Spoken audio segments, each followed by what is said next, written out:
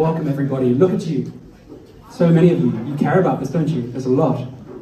So AUKUS was established in September 2021 as an enhanced trilateral security partnership between Australia, the UK and the US. That's where we get the name AUKUS from.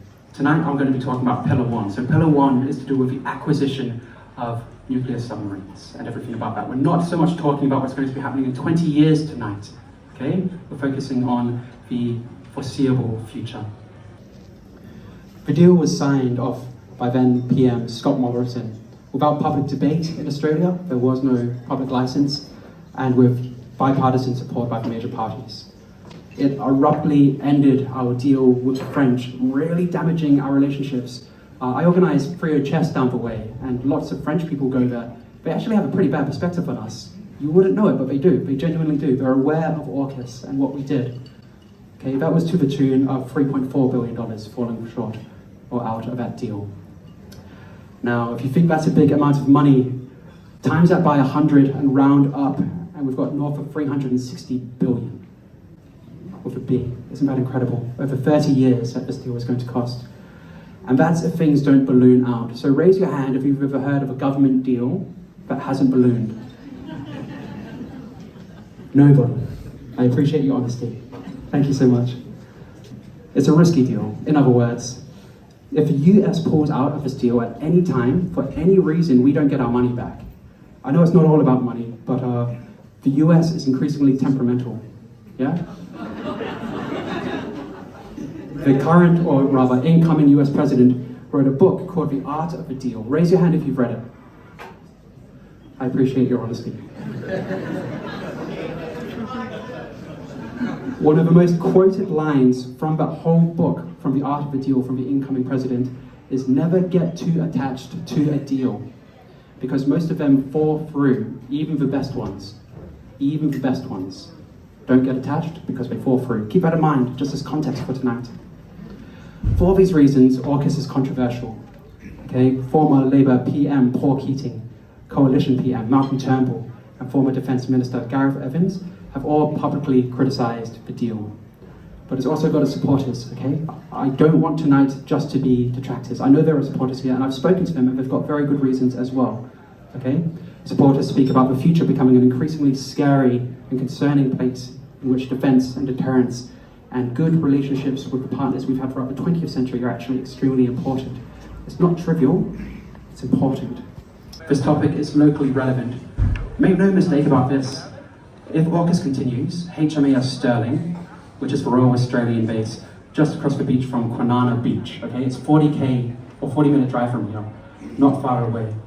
If the deal goes through, our region, our home, will become immeasurably more relevant in matters of politics, in matters of war, in matters of society and economics and faith, okay? In other words, we will become, so to speak, in arm's reach of history.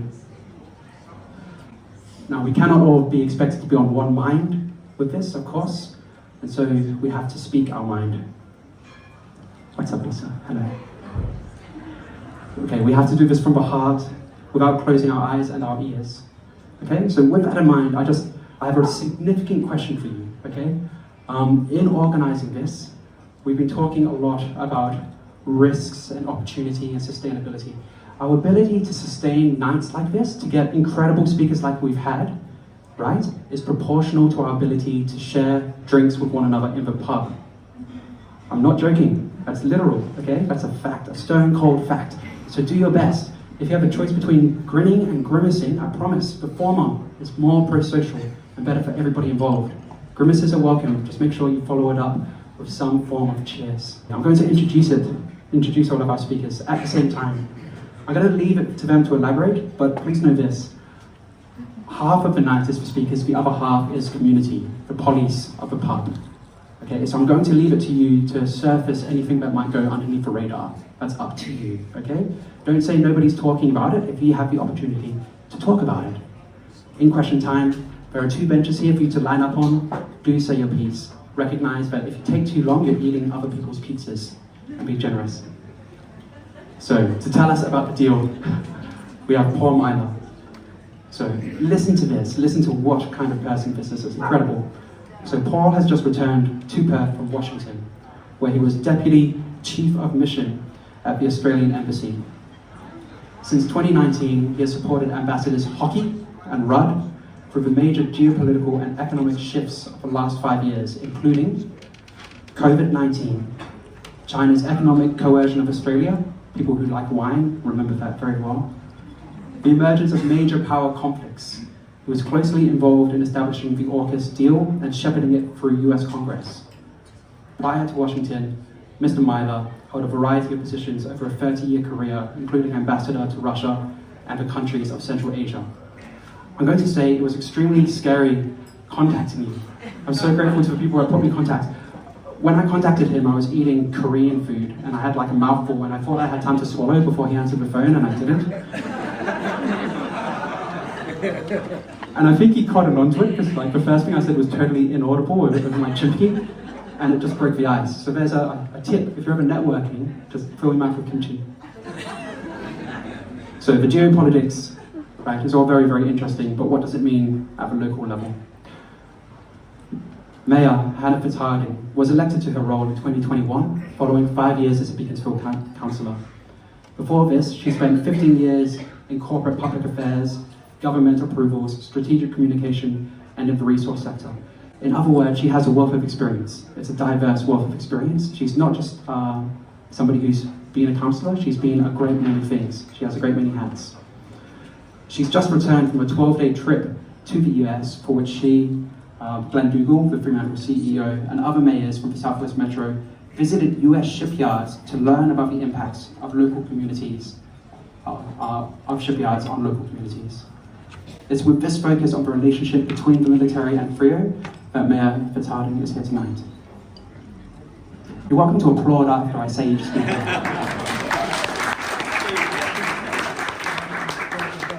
This is not Cockburn Library.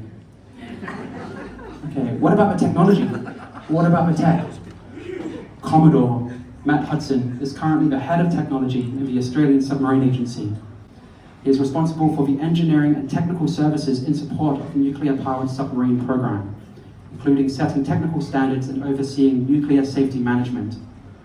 Prior to this, he served as the naval attaché of the Australian Embassy in Washington, D.C. from 2019 to 2022, during the formation of the AUKUS agreement. I'm lucky. Thank you for being here, Matt. Much appreciated. Phoebe Corke is an incredible musician, author. I hear that you're a retired teacher, and I was asking around, and people were like, yeah, she's really good at it as well. It's fantastic. Not retired? Okay, pardon me. I need to check my sources. Phoebe Corke is a retired teacher. She currently tutors at Notre Dame and is a councillor for the City of Cockburn, but tonight she is not speaking as a councillor for the City of Cockburn. She is speaking as Phoebe Corke. She attended her first protest in the UK in 1977, and since then has been actively involved in numerous anti-nuclear, anti-war, environmental, and human rights campaigns. She's been doing it a long time. She means it. Round of applause for Phoebe.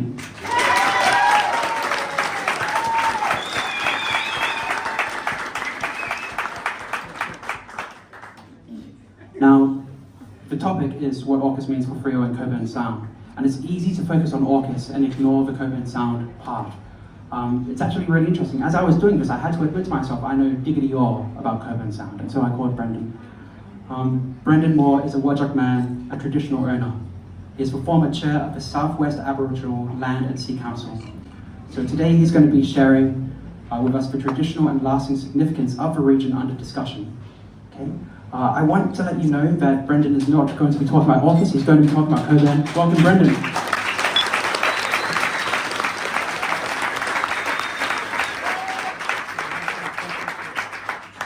Please enjoy yourselves, make merry, not havoc, and welcome, Brendan Moore.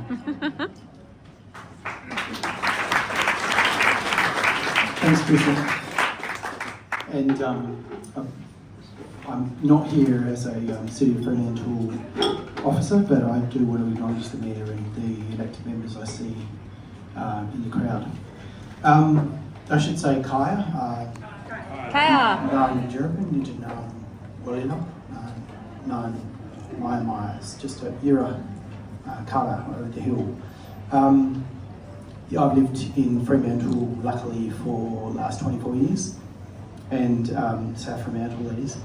And 13 of those years, I've been at the City of Fremantle, working on Aboriginal engagement.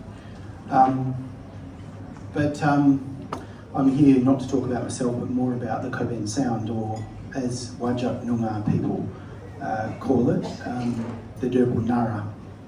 And there's a story of, and I think this is helpful. When Christian phoned me and said, "Would you do this?" It didn't take me that long to say, "Yeah, sure," because I think sometimes I've seen in my short history the evolution of a major project go all the way right up to the 11th hour, and then suddenly there's either an Aboriginal significance, or someone said, "Oh, what about the blackfellas and their land?" So it's really quite a pleasure to be here to be talking about it at the first instance. But there's an old Dreamtime story that begins with the Wargle, like all Noongar great stories do, and the Wargle was noticing that Yondok from up north, the great spirit ancestor or crocodile from the north, was coming down and wanting to come up the Swan River. And of course, Wargle went to the Wargle Mire or Wargle Cave in North Fremantle and got some advice on how to stop this giant lizard. And he said, "You've got to bite his tail off." So the Wargle and the crocodile fought, and where they fought in the Cockburn Sound is what created the Cockburn Sound. In a crocodile roll, and the Wargle was losing, and he remembered what the goanna had said to him, and it was bite off his tail. So that's what he did. He bit off his tail and placed it across the Derbil Yurigan, and his body is said to be Karnak Island, or Miingip, and that means sick one in our language as well. So that gives a bit of an understanding of how these how Derbil Nara was created, and how it fits in with the Derbil Yurigan and Garden Island as well. So I think defence should be totally across all of that significance, that it forms part of an ancient story that has a lot of significance for Aboriginal people. Now, speaking from an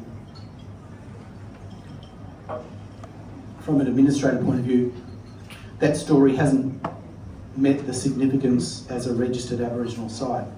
So in Fremantle there are 4 of those, and Cockburn has a lot more, but the Cockburn, the Derbil Nara isn't a registered Aboriginal site, so that's a significant point to make, because when an area is such significance that it's been given the status of a registered site, then there would be a legislative requirement to consult with the Wajak people and to engage with them, and that's exactly what City Fremantle has done in Derbil Nara, Derbil Yurigan. And Derbil, incidentally, means, or the equivalent of, it means estuary, or place where fresh and salt water combine. And you can sort of imagine that that's what the Swan River was. But the coast, that's part of the ocean. It's not exactly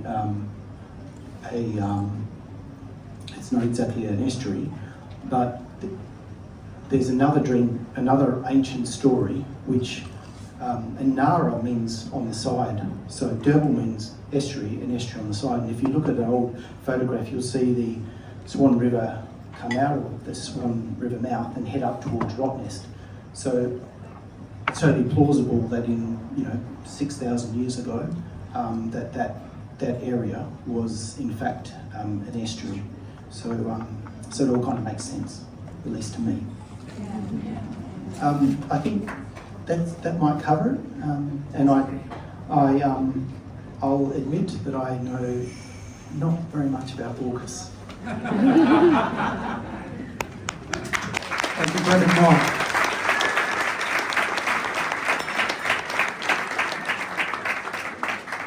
Keep those applause going for Paul Myler.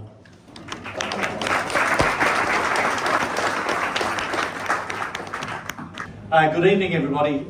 Thanks for that, Brendan, and I'd also like to acknowledge the Wajak Noongar and pay my respects to any Indigenous elders, past, present, emerging here tonight, and thank you for the opportunity that you've given us to share this great land with you.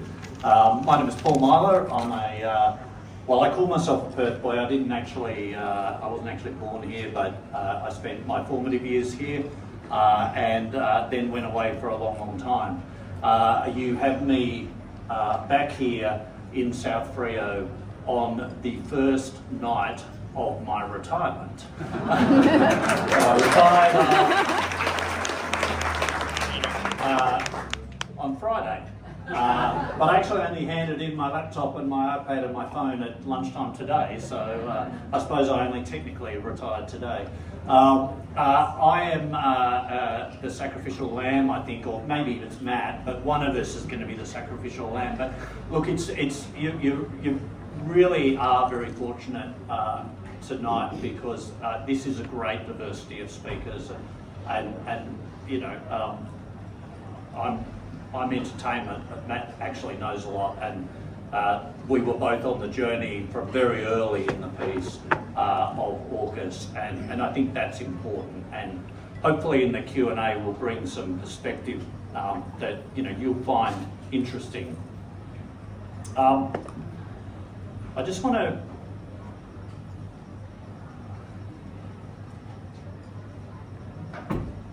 I come from a situation where I've spent 31 years in the Foreign Service, including, as Christian mentioned, as ambassador in Russia when Russia first invaded Ukraine.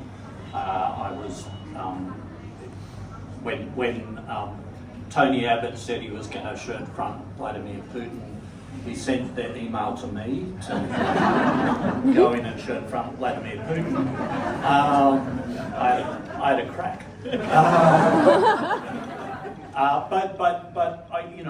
But I come from a world where I am inured in how the strategic environment has shifted in the last 15 years and how significant it has been, and it brings me to a place where sovereign deterrence capability in Australia's hands is really important. I don't want to look forward to look to a future which involves major power conflict in our region, but frankly, I do see that in our future. And our best analysts have been quite clear in saying that the 10-year strategic window that we used to rely on is no longer there. Submarines essentially form that foundation of that Australian sovereign deterrence capability. We have two great advantages. One, we're an island, and two, we have good submarines. And we've had good submarines since 1917. I mean, we have had a submarine fleet that has done us proud for well over a century. 1917? Yeah. First one through the Dardanelles, yeah? Yeah. So this is an important capability, and it's crucial for Fremantle. It's crucial for West Australia. And it's crucial for Australia that we keep our sea lanes open. We've just endured 4 years of quite deliberate, politically sophisticated, economically robust economic coercion, with a wish list from the Chinese about what we needed to change about our society to have this released.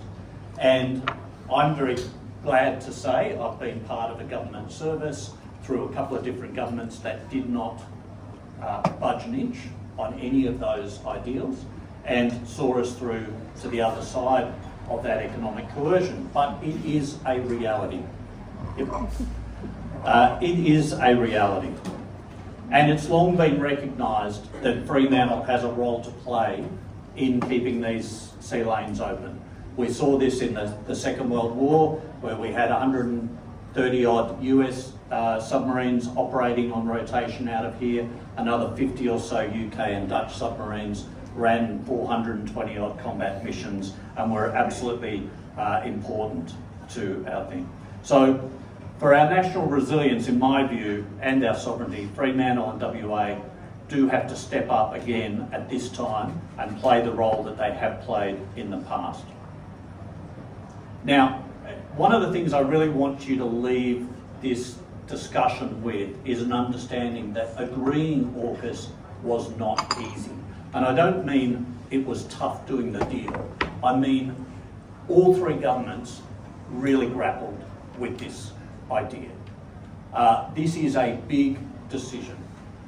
It is not one that's taken flippantly.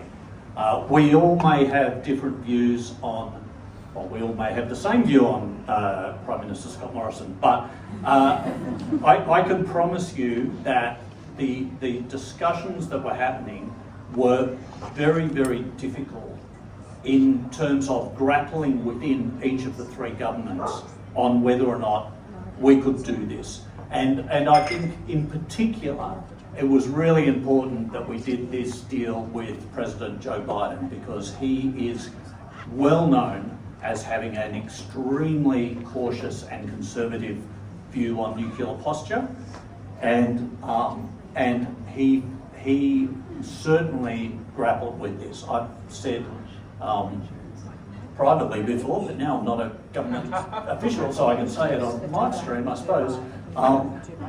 It could potentially have been incredibly easy to do this deal with President Donald Trump, and I can sell this deal to Donald Trump in about 3 seconds, so it's not going anywhere. But it was really important that the deal wasn't done with President Donald Trump. It was really important that it was done with Joe Biden, and that it was hard, and that leaders had to look themselves deep into their souls and say, are we actually willing to do this? And I really want to emphasise that as you walk away from this. Essentially, when we made the announcement in September 2021, all we announced was that the three countries had the political will to do this, to deliver nuclear submarines. To be honest, there was no more substance than that. But if you have three political leaders whose strategic posture is based on a strong deterrence signal, you need to be damn sure if you say you're going to do something, that you're going to deliver on it. Because the one thing that will undermine our strategic posture in our region is if we fail to deliver on AUKUS. And it'll undermine the US, it'll undermine the UK, and it'll undermine us. So it was really about political will. And everybody in the region understood that. And the Chinese certainly understood that. They understood the significance of these three leaders standing up and saying this, and they've understood the significance of it now going through three changes of government, or changes of government in each of the three countries, and commitment remaining. So this is a no-fail initiative, and frankly, AUKUS fails first in Western Australia, and I and a lot of my colleagues are determined to make sure it doesn't happen. Now, I'm presuming everybody has it. How much? What's my time? I've got 1 more minute. Okay.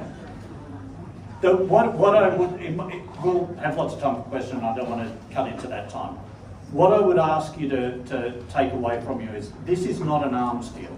It looks like an arms deal, it smells like an arms deal, but it's not an arms deal. It is a capability. It is a capability partnership. The value is really in the research and the industrial base. And this gets to the question about whether it survives and Christian's points about, you know, the art of the deal and everything else.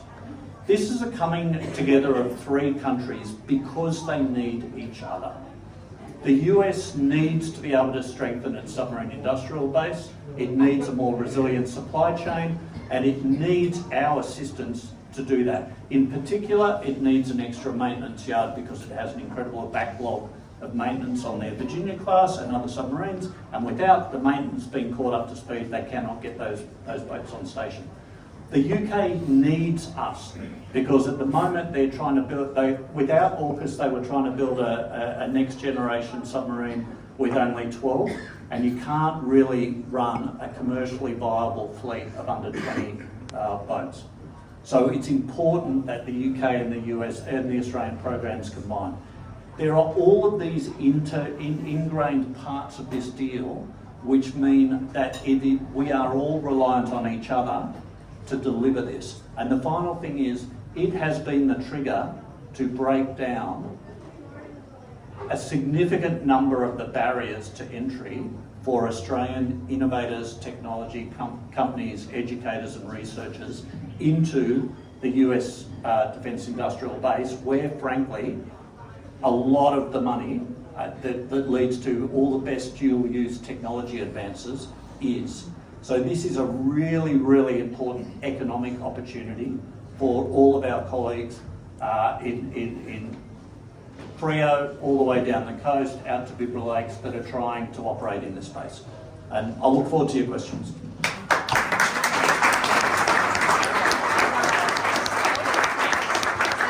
Thank you, Commodore Myler. Please welcome Mayor Hannah Fitzhardinge.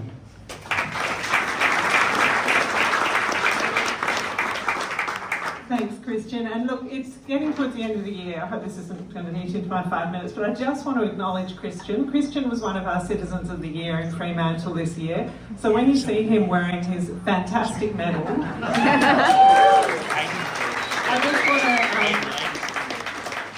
I just want to note that that is a medal of service. It's one of those things that says you go above and beyond for your community. So I don't know if you'll keep wearing it next year. I hope you will, but it acknowledged something really important this year, and I just want to make a note of that here. After listening to Paul, not only have I added to my list of existential anxieties, which I really thought was quite long enough, probably longer than my Christmas list. I feel like I'm talking at a very local level, so we've sort of gone from very, very kind of geopolitics to very Freo, but I have been asked to talk about what do I think is going to be the impacts on Fremantle, and what have we come across on the US trip that was useful. And I've sort of tried that question a lot, but I've tried to summarise it into 4 main themes. And the first of those themes was really around transparency, and this sort of showed up in a lot of different ways. I think what we saw on the ground, and bearing in mind most of the communities we went to have a much more significant military presence than anywhere in Western Australia is likely to have in the foreseeable future. But what we really saw was that the US Navy and local governments had strong, trusting, enduring relationships, and when stuff was going on one side of the fence, the other side of the fence always knew what was going on. And that's not traditionally our, I hope it's okay to say this, it's not traditionally how we've operated in Australia. Defence and community have been these very separate things. If you wanted to know information about what Defence is doing, it's kind of classified, and it's not something that normal people who go to the pub on a Monday night are allowed to know about. So I guess the first thing that we came back and really felt strongly about was this has to change, and it has to change pretty quickly, because as Christian noted, this is a huge shift. And people want to know about it. And, I'm getting questions about it. I'm the Mayor of Fremantle. It's really not something I'm going to be able to answer coherently. But there are people who know a lot about it. And I really want to acknowledge, retired Paul, in his capacity as retired Paul, but also Matt for coming along and representing the ASA tonight. Because this is a shift. This is a big thing for us to be able to have these conversations face to face. So transparency is huge, long may it last. We need to be able to have these conversations really openly.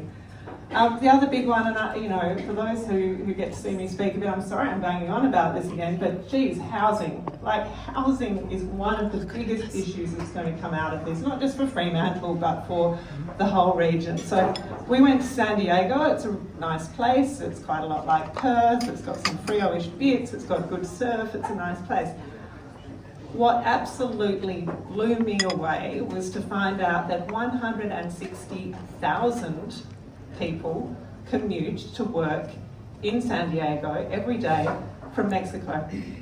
So you know how you hear about people going across the border and like it's this big deal? And these people commute every day from Mexico to San Diego. I re-googled it today because I was like, I just still don't believe that I wrote that down. It's correct.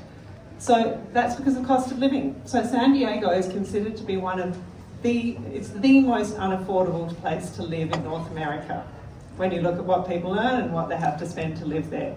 So there's genuine issues in this, and it's not just AUKUS. I think AUKUS, you know, numbers is not a huge, but the whole transformation of, you know, that we're hearing about of the whole Henderson precinct and Westport, all of these things layered on top of each other, that feels like to me like the biggest challenge and the one that we have not yet got a handle on. And please, please, can we not do this like we always do this in Perth by creating more urban sprawl and removing the last tiny bits of remnant bushland that we have in the southwest corridor? Like, I guess looking into...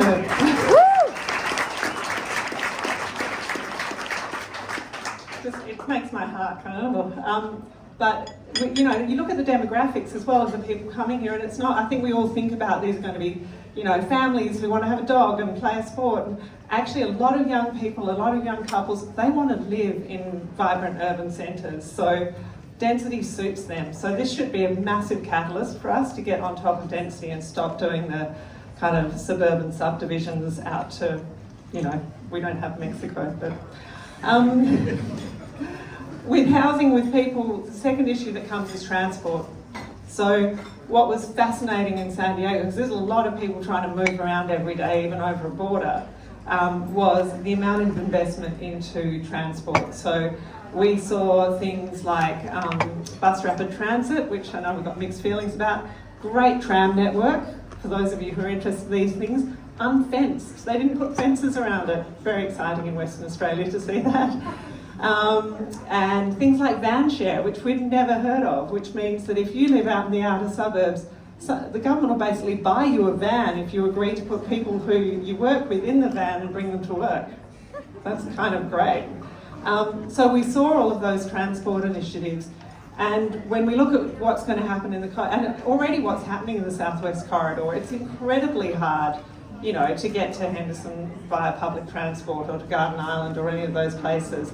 And people will need to live spread over a large area. So I would love for this to be a massive catalyst for public transport in the Southwest Corridor. I know the City of Fremantle has been calling for this for an awfully long time, to say that we need to connect to the south, and it's the reason things like, you know, Row 8, you know, came on the agenda, I hate to say it, but there's a lot of people who are trying to move around. If we don't fix it with public transport, we'll have to keep having conversations about how we move cars around. And they are not my favourite conversations.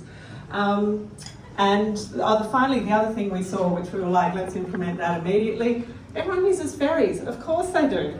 It's so obvious. Why do we not have a ferry going from Freo and stopping down the coast to move these people around? So that's very much on the agenda. I'm worried about time. Where's Christian? He's got 1 minute. Oh my God. Okay, in general, philosophically, shared problem solving. So I'll just put that there. The military people were living in the community, so where there were traffic issues, where there were school education issues, where everyone put in to try and share those problems and solve those problems.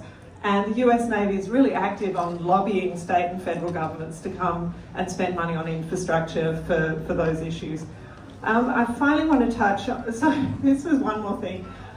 Everywhere we went, you know, we've heard the message loud and clear from the community. Everywhere we went, the mayors particularly sort of said, can we ask you about community concern about nuclear-powered submarines? And everywhere we went, everyone looked at us and said, what do you mean?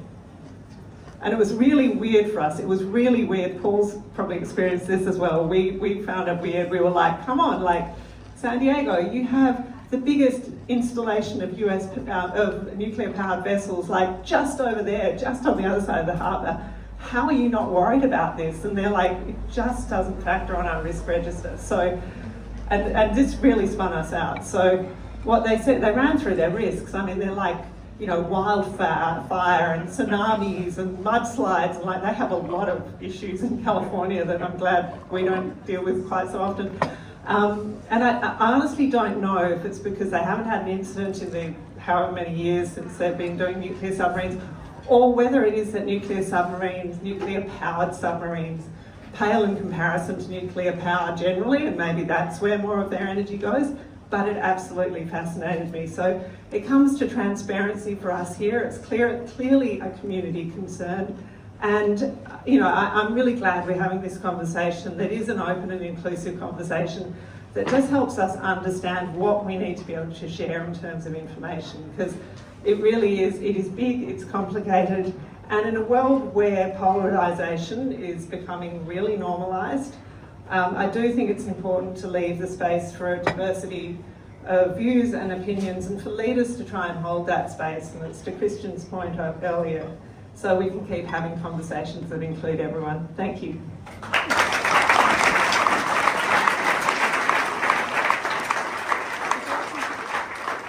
If you're in the doorway, now is the time to come in and have a seat.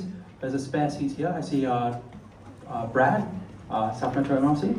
Welcome. I see you're here if you want a seat. If anybody else wants a seat, I can see one just over there at the back as well. Thank you. Fantastic. Please welcome Commodore Matt Hudson.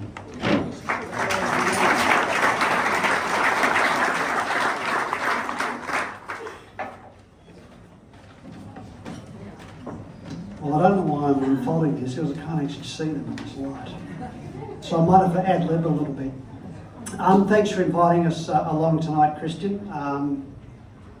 I actually do look forward to this. I've been looking forward to it for a couple of weeks since I was first told about it. Brendan, thank you for your sort of, I know it was actually just a very appraising of the story of the region from the Indigenous perspective and the Indigenous history.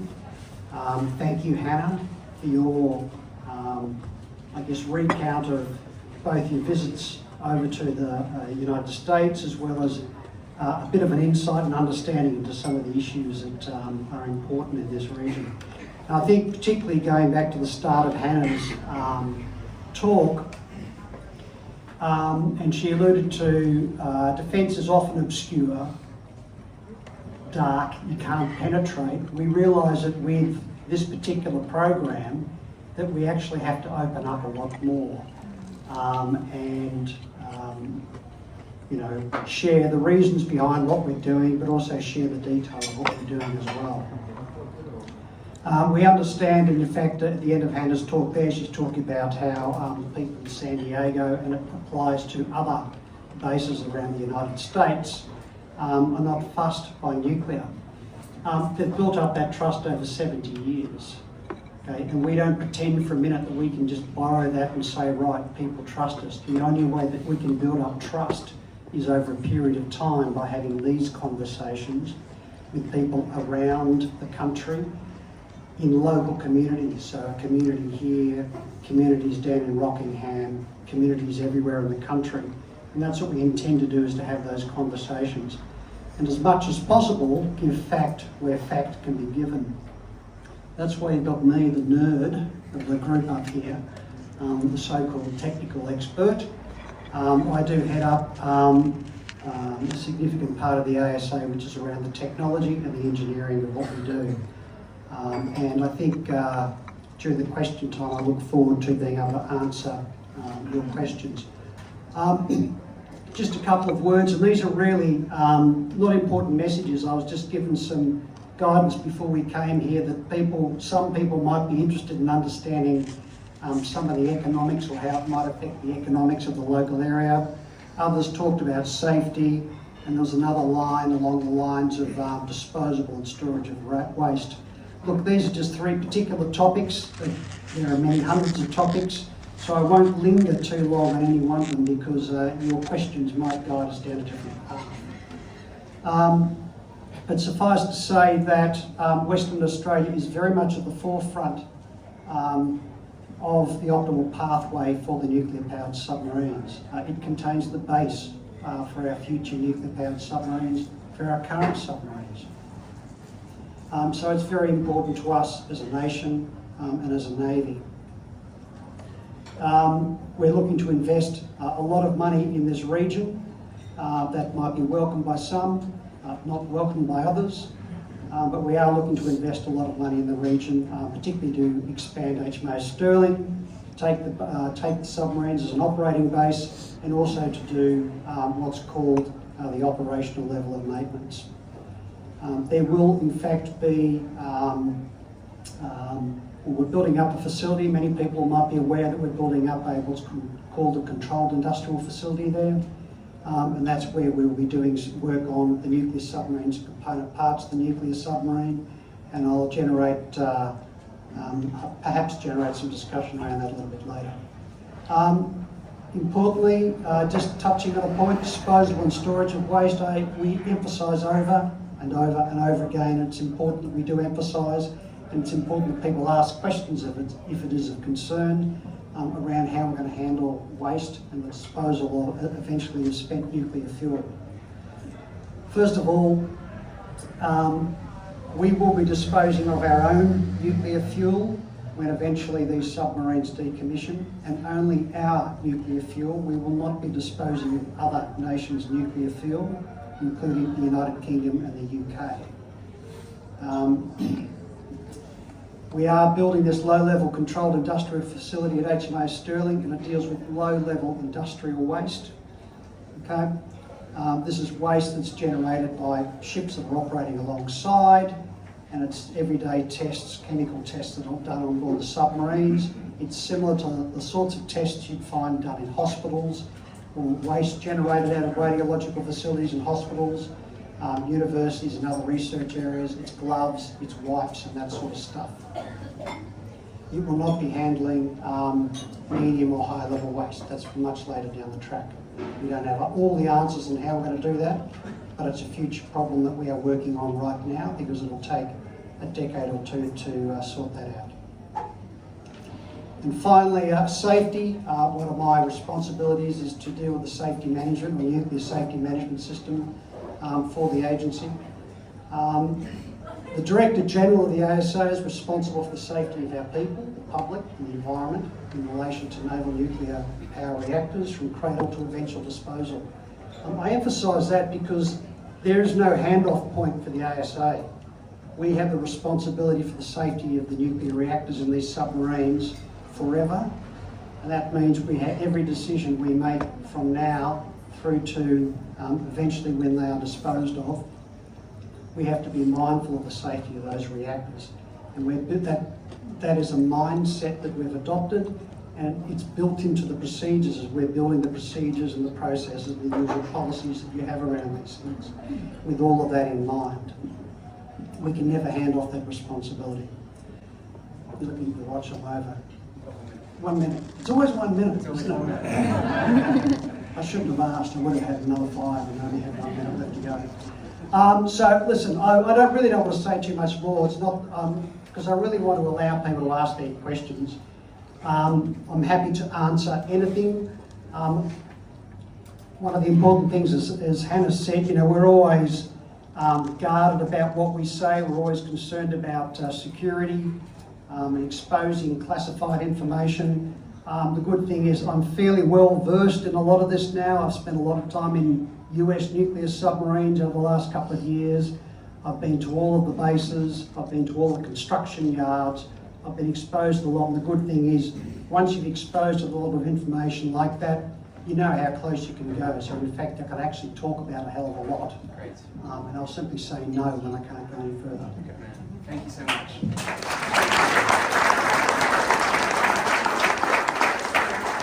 Thank you, Commodore Matt Hudson. Tired teacher, tireless champion, Phoebe Corke. Lovely, thank you. Hiya everyone. Hiya. I'd like to acknowledge where I'm long as a Jen, pay my respects to elders past and present. I've written down what I'm saying because I've got a lot to fit in. Look, I'm pretty angry and I'm getting angrier. It feels like every single week there's another huge announcement about this so-called greatest arms race in our region since 1945. But there's never any proper detail showing the planning, the analysis of the social land-based environmental impacts, disaster recovery, hazard plans. We're spending an absolute fortune on technology that will basically be outdated before we get it, if we even do get it. We're giving up our sovereignty, we're opening ourselves to attack, and instead of living in what felt like one of the safest places on earth, we're living somewhere that feels increasingly insecure and vulnerable, and it's happening at a speed that is frightening. So I could talk for hours about everything that terrifies me about AUKUS, but tonight is about local impacts, and so I'm going to concentrate on what I think are the impacts on Cockburn. Environmentally, Cockburn Sound is already under immense pressure. We're adding in the defence proposals and Westport, the significant dredging, extra infrastructure, landside development, more water traffic, lots of actions that will impact on the vulnerable seagrass, little penguins, ecological communities.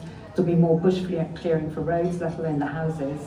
The environmental assessments and approvals of these projects need to look at cumulative impacts. But right now they're looking at each project in isolation, and that just is not on. Socially, as we know, there's potentially thousands of workers moving into the area. And as Hannah so aptly said, we've got a housing crisis. We've got increasing numbers of people becoming homeless. Perth is way, way behind on its housing targets. We've got a shortage of building materials, construction workers. We've got pressures on our schools, healthcare, childcare, the road network, and public transport would be great, but worth mentioning that in Cockburn, 67% of our residents go to car by work. 67%. So think about all those extra workers. Then we've got pressures on sports and rec facilities, social impacts and additional workforce, and their families have not been properly planned for, and we can't really send them all over the border to Armadale. Economically, yep, there will be some advantages, but there's also massive impacts on the businesses at Henderson who have been forced to relocate. They're likely to lose workforce to defence. Henderson already has a really tight labour market. And then the nuclear zone in the defence precinct will create potential workforce security issues. Common user facility will have to be relocated. And there's a lot of really worried businesses at Henderson. And then, of course, safety. Nuclear waste storage will have to be both on the mainland and on Garden Island. And I'm sorry, but it's not the same as hospital level waste, which is very low level. This is low level waste. And also, the storage there is not temporary, because right now there's nowhere else for it to go. There's also, incidentally, nowhere in the world right now where high-level waste can go. Nowhere. If eventually a storage facility is built elsewhere to deal with the lower, potentially intermediate level radioactive waste, it'll have to be transported through our suburbs. And do I need to remind anyone about the Rio Tinto capsule? Yeah. Also, there's potential safety issues relating to the dry docking of nuclear subs. I'm not even going to go into that. I do want to mention, though, that despite the constant attempted reassurances of nuclear power, not nuclear armed, the fact is that US bombers with nuclear capability frequently fly in Australian airspace. We have B-2 stealth bombers deployed here. In October, we provided support for Northern Territory air bases for the B-2s that bombed the Houthi weapon stores in Yemen. That placed Australia firmly on the side of the US and Israel in the Gaza conflict. And all this means I'm not just concerned about potential nuclear disasters in Cockburn. I'm concerned about us becoming a target for nuclear attack, with all the horrendous implications from that. I'm concerned we're going to be living cheek by jowl. We're going to be living cheek by jowl with what is a de facto US military base.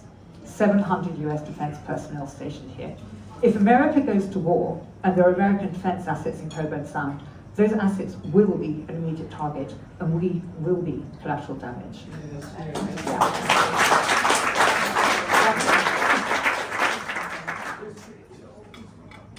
Additionally, hazardous facilities such as these should not be located close to population centres, and they should not be located close to industrial facilities like Kwinana that store huge amounts of unstable materials.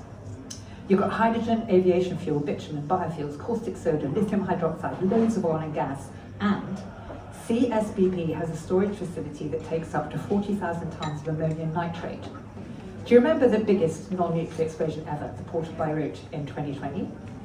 That megablast was caused by a fire getting into 2,750 tonnes of ammonium nitrate. The CSBP facility stores nearly 15 times that amount. Can you imagine the impacts if that went up? So even if you're unsure of the benefits or lack thereof of AUKUS, the location is sheer insanity. So I'm going to finish with some words from the wonderful Anna Paulina, who last week described AUKUS as the endowment of warmongering. And I'm slightly condensing what she said, but she said, we have to find the solution in how we can change this.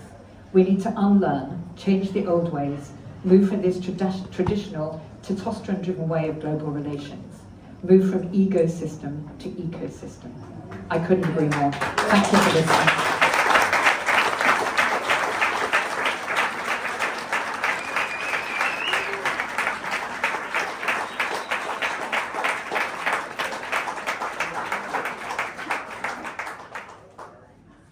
Look at this bell. Okay, stay still, don't start moving. I'm going to say the word break. Don't move when I say it. We're about to go to a break, okay? It's going to be about 10 minutes long. Tonight's going an extra half an hour, okay? So don't get antsy about time. We've got plenty of time.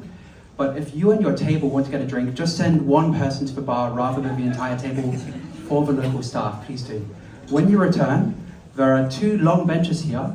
Because it's just untenable to sally around through here to find questionnaires, sit down here in order and we'll ask questions. Stop AUKUS have right of reply, so they're going to sit down there first and you can join them afterwards. When the break is over, you will hear this. Did you get that? Yeah? Alright, great, I've been practicing. Dulcet sounds. Please enjoy your break and I'll see you shortly.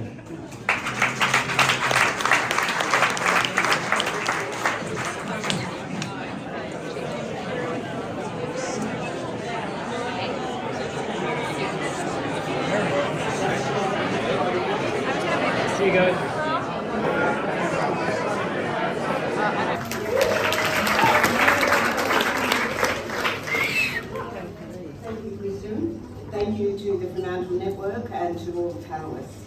We really appreciate the information sharing and willingness of the Fremantle Mayor and the ASA to finally engage with the community concerning AUKUS. And of course, Brendan sharing his knowledge and agreeing largely with Phoebe's comments and concerns. I acknowledge we gather on the lands also of the Whadjuk Noongar people and pay our respects to the traditional custodians of this land, which was never ceded, always was, always will be Aboriginal land. One of our many campaign concerns, as raised in various submissions to parliamentary inquiries, has in fact precisely been the lack of not only consultation, but also free, prior and informed consent of traditional owners for AUKUS, its implications for Derral Nara and a radioactive waste facility on Meander.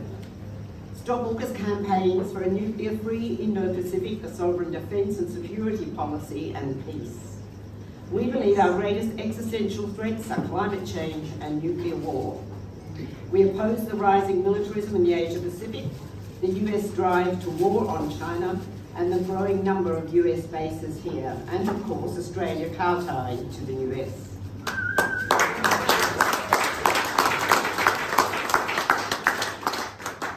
We strongly maintain that AUKUS Pillar 1 is an obscenely expensive and very dangerous and bad plan. It increases instability in our region, provokes China, risks undermining the nuclear non-proliferation treaty, risks a radioactive leak or accident, which would have devastating effects on public health and the environment, and risks us being a target. We feel there is reason to believe the promise of nuclear submarines was always the hook on which to hang US strategic interests in the Indo-Pacific. So-called deterrence just accelerates the arms race.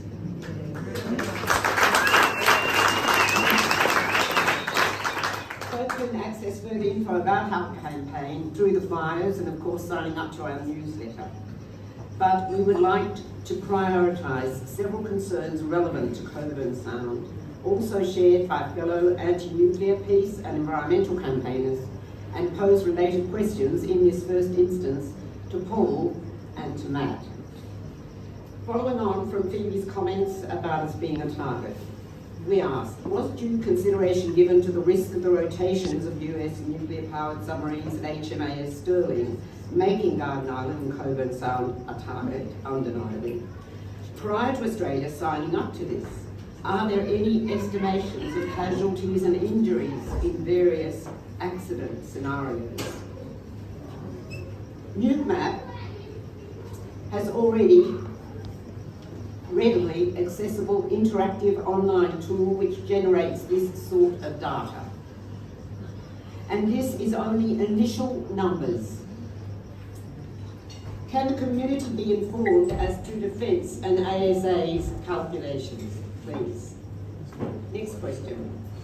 Irrespective of Australia spending $5 billion to store up US shipyards, the delays in the US Navy being able to cater for its own needs first is throwing doubt on whether the US will actually be in a position to even sell Australia the 3 US Virginia-class submarines in the 2030s, to be home ported at Sterling as a stopgap to the supposed SSN AUKUS being built at Osborne in Adelaide.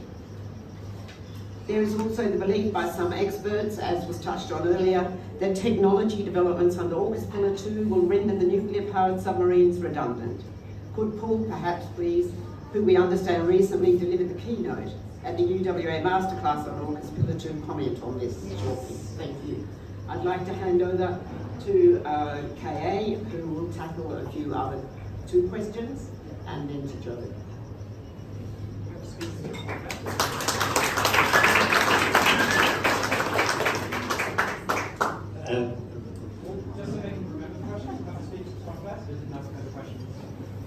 Okay. Sure. Yeah. I like the way you're thinking, Christian. Okay, so I'm going to be the one that says unpopular things, I suspect. We're a target. Can you raise your microphone? Sure. We're a target. If we end up in a world where major power conflict starts, regardless of AUKUS, regardless of US nuclear submarines, we are a target. Because we're white, we're Anglo, and we're Western. Okay, so I'll back it up a little bit, right? So I had the pleasure of taking Australia's Defence White Paper 2013 into the Russian Ministry of Defence to brief them on the 2013 Australian Defence White Paper. And we were talking about whatever was in the 2013 Australian Defence White Paper. And the Russian Deputy Minister of Defence said to me, "Where is Russia mentioned as a threat?" And I said, "We don't consider you a threat." And he said, "You should. This is the world we live in. These are the adversaries we face.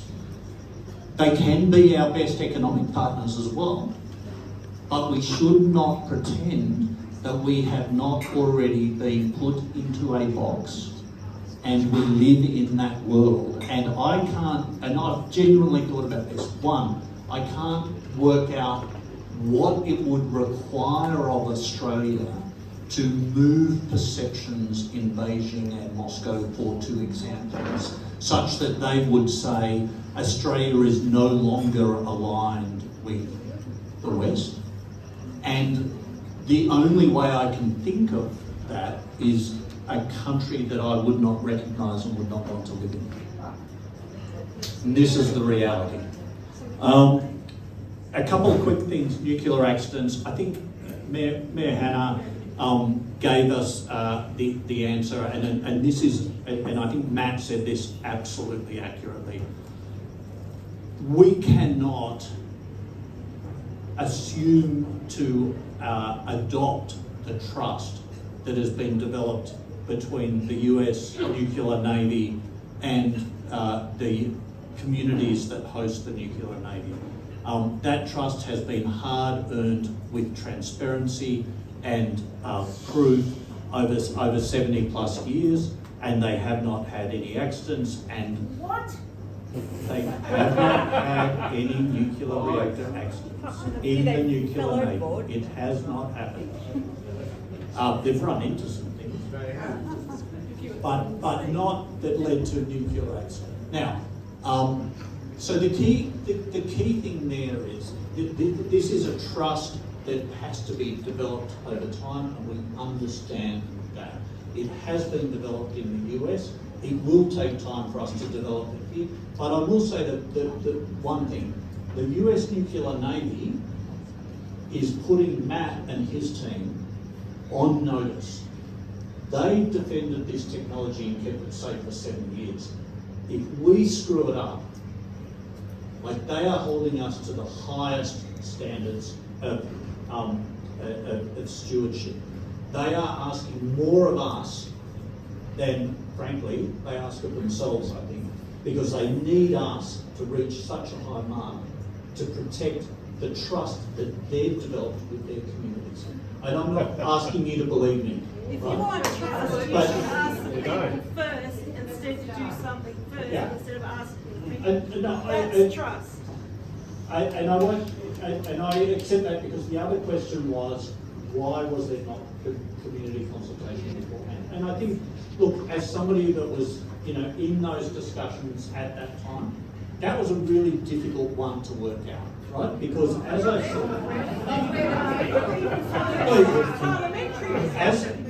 said, this was a difficult decision by the political leaders, and they did not know until the very last minute whether or not they were actually all going to come to the table and agree, right?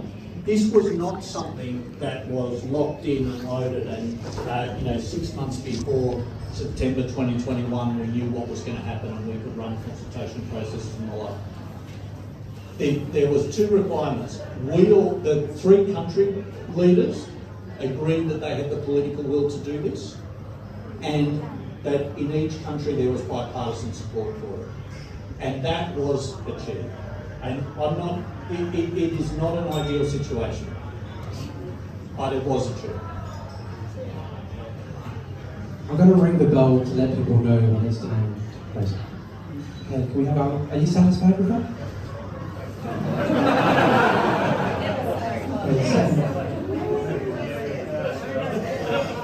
We request that the questions that are asked be answered, please. Thank you. Without elaboration, we have listened and have respect for panelists. The questions just need simple answers, please. Thanks. I'm KA, I'm from the Nuclear Free WA Collective. We're concerned about many of the AUKUS issues, but tonight, following on Phoebe Corke's comments, the Australian Submarine Agency, for those that don't know the ASA, the Australian Submarine Agency, application to APANSA for a controlled industrial facility site licence earlier this year cited that the radioactive waste generated through the maintenance of the rotations and to be temporarily stored at the CIF on Garden Island is low-level waste. ASA and defence officials have constantly referred to this contaminated waste as similar to medical waste, gloves, gowns, masks, etc., generated in hospitals. You said that tonight, actually.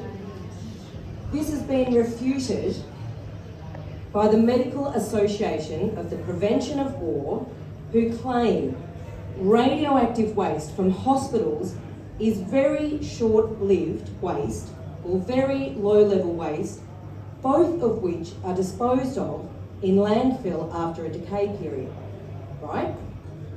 The low-level waste generated by processes maintaining a nuclear reactor has a half-life that is very different, very, very different to hospital waste, remains radioactive for 300 years.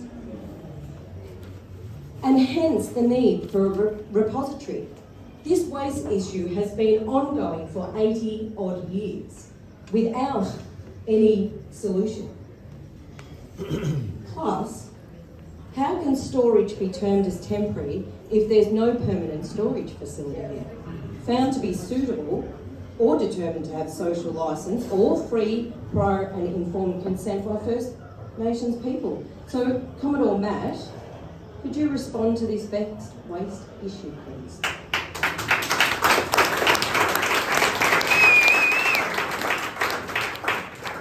Thank you for the question. So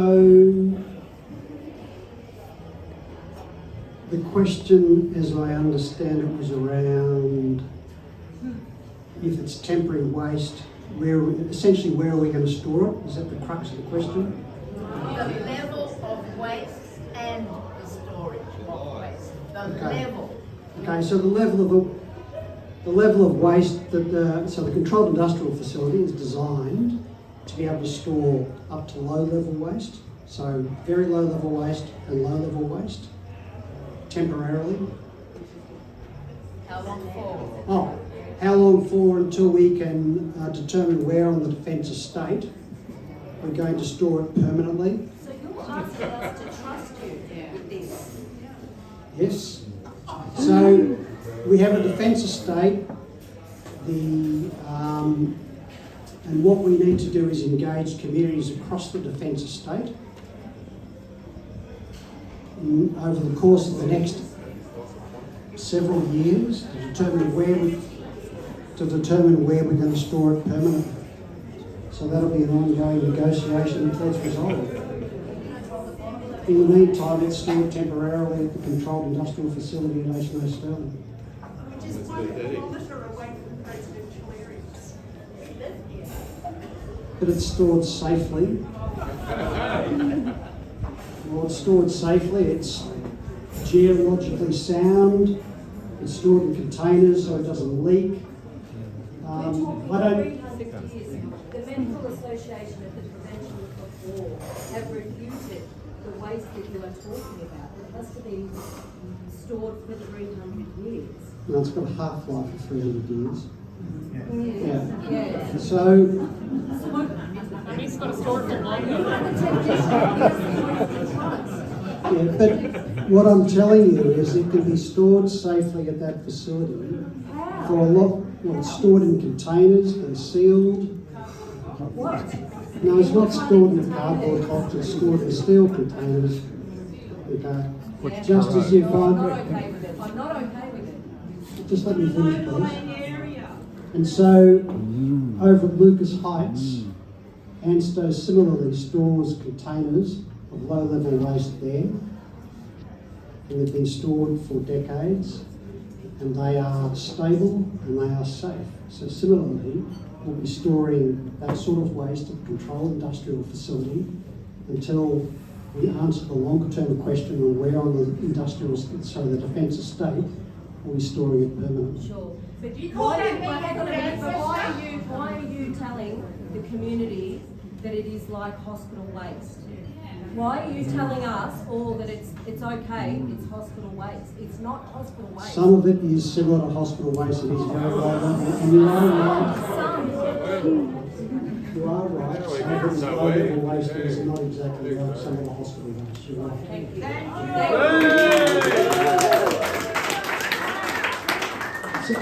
Sorry, Christian. So have I answered your questions? Maybe not satisfactorily, but have I answered your 2 questions? Trust in the community. Let's have trust. You're all doing so well. You should be proud of yourselves. Okay? I reckon we've hit the peak for agitation. Ride that wave, but don't crash. Joe Valentine.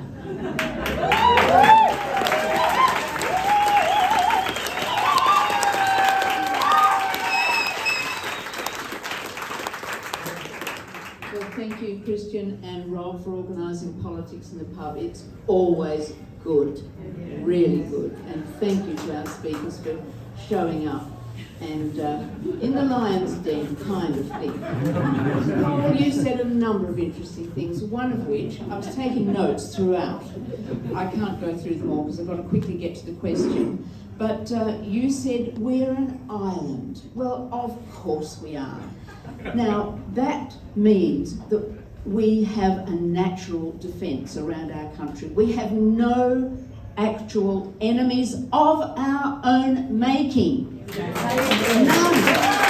The only enemies we might have are the ones that we get when you referred to the fact that we're white and we're Western. It's because we're hooked up with that US alliance that we might be on anybody's target list. We just might be. And it's not just the nuclear submarines that we're so much looking forward to hosting, home ported here at Stirling.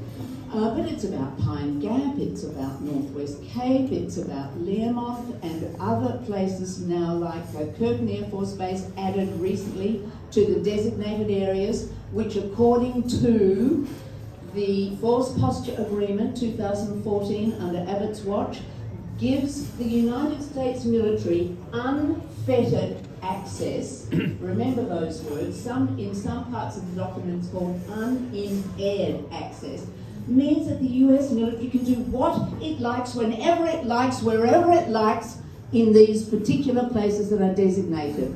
So I have a question for you, which is about Stirling under the Force Posture Agreement. Is it an agreed facility that would be subject to these clauses under the Force Posture Agreement?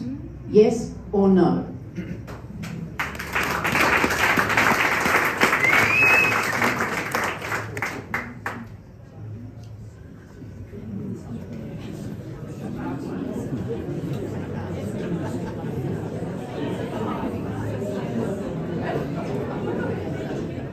Yeah, look, I mean, I'm a diplomat, so I would have to double check that. I'll be just honest with you on that. Now, what I would say is that you know, the most difficult discussions we have with the US, well, not the most difficult, the most persistent discussions are around full concurrence and knowledge, which is our requirement that we have full concurrence and knowledge of what is happening with our joint facilities. And that is an absolute core of what we, of the posture agreements, and it's an ongoing discussion. So, it's never been like that in the past. Yeah, Codes Arena. It's not been like that in $1 the billion past. upgrade, and there were times about $1 billion upgrade in Codes Arena. It was raised in Parliament, and the parliamentarians said, oh, they better not do that again. So, come on, mate. Trust. well, This did happen. You did know that. we are trying. 30 k's east of Kelvin. What does concurrence mean? What do you mean by concurrence? We operate these facilities as integrated facilities. So, well, the Australian and the US presence is integrated. Well, you personally or me? He asked you a question that you should be able to answer. Joe asked you. Oh no, yeah. Matt, does he know? So the Stirling Force Posture Agreement. is not part of the Force Posture Agreement. Okay, so the arrangement we have under the AUKUS Pillar 1 for Stirling is that you might be aware that Phase 1 is the rotational force west. The purpose of that is to bring in up to 4 US submarines, up to 1 UK submarine for our benefit. So they're rotating in there so we can basically understand and practice how we undertake maintenance on those submarines and operate them out of a base. However, the whole maintenance facility, the maintenance effort, the maintenance activity is run by us. We'll be having advisors from the US and the UK there, but it's our facility. And the submarines, they'll be operating out of there, but it isn't a joint thing. It's not part of the Force Posture Initiative. It's part of AUKUS Pillar 1. Okay, supplementary question, please. if I'm allowed, Christian. Sorry, if you're allowed. You can get one supplementary question, okay?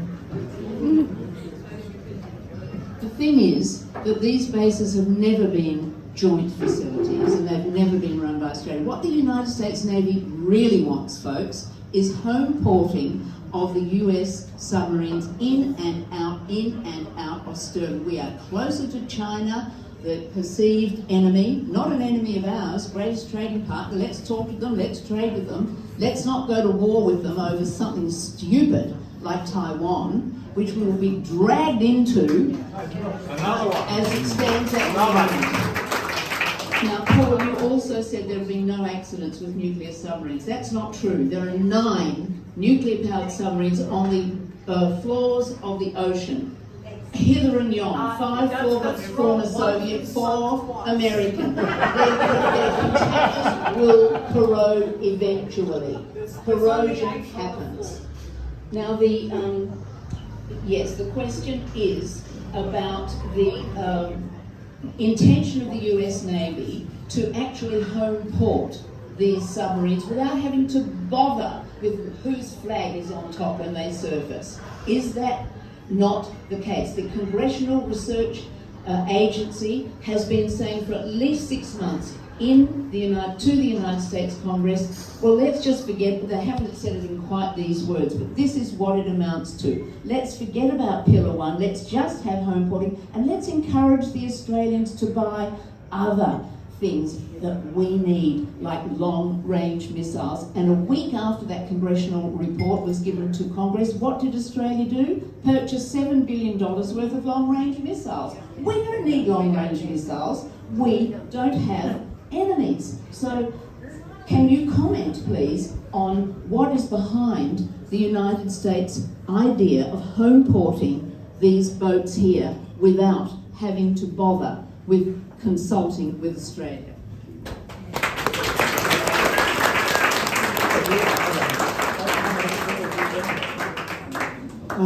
Thank you for the question. So the Congressional Research Service is not the US Congress.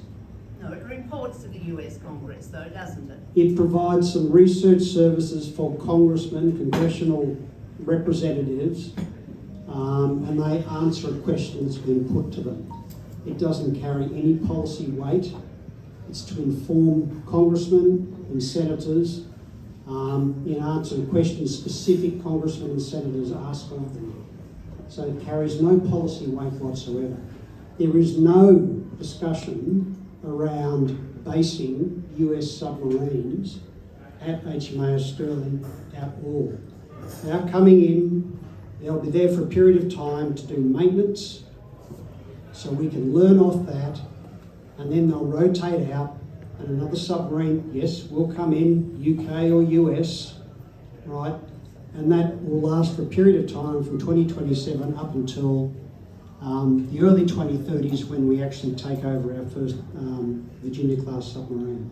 But I'll just emphasise the Congressional Research Service is purely a research service for individual or groups of congressmen over in the US. Now I'm going to ask for people who have asked questions, please make room on the bench for the next. Thank you.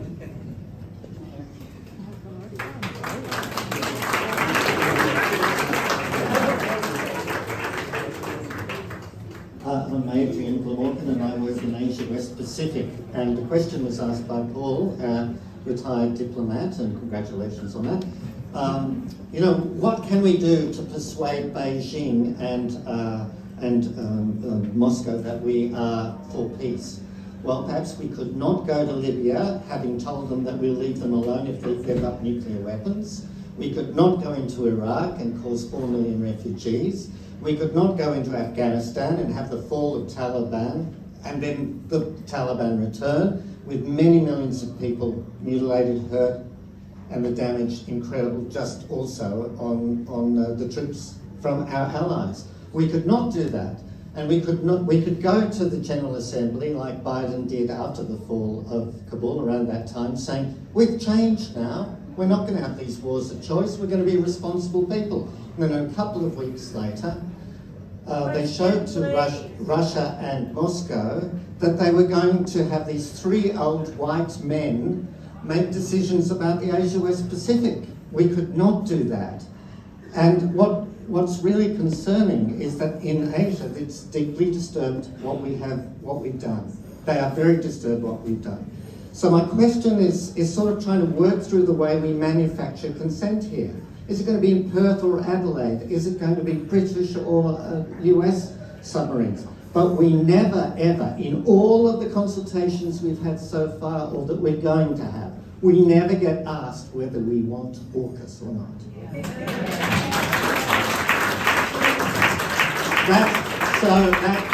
That's the trick of manufacturing consent. So my question is, what would $350 billion do to the diplomatic service and foreign aid if we spent it on our region?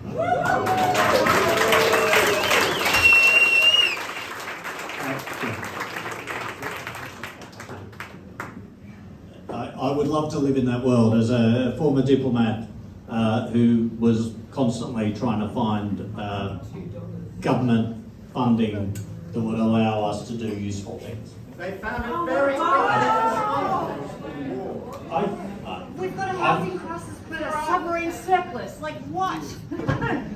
Let's fund your stuff. I wasn't, with respect, I wasn't asking that my stuff be funded over a housing crisis. No. Right? I'm saying instead of AUKUS. These are difficult decisions, right?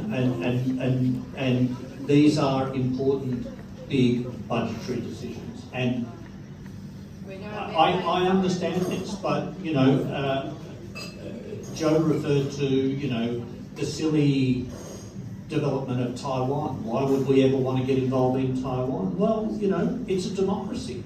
Like ours, like Israel, eh? Oh, God, I'm going.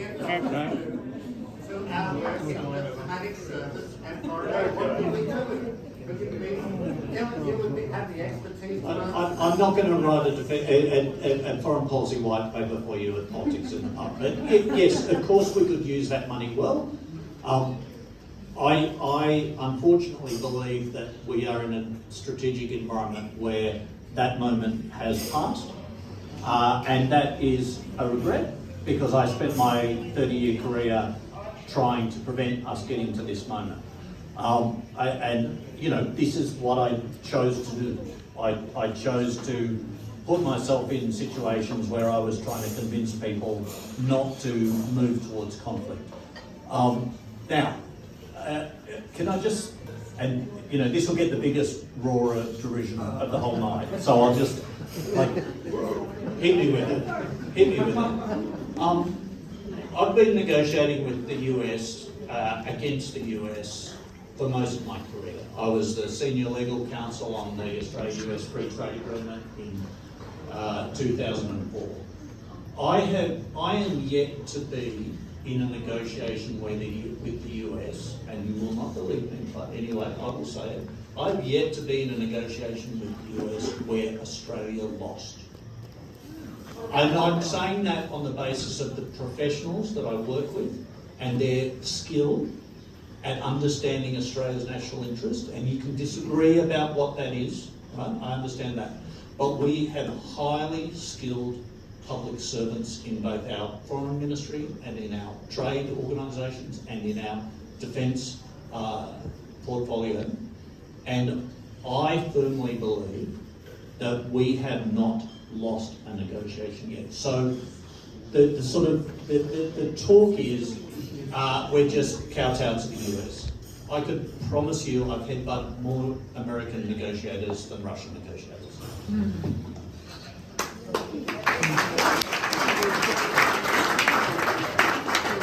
You understand me?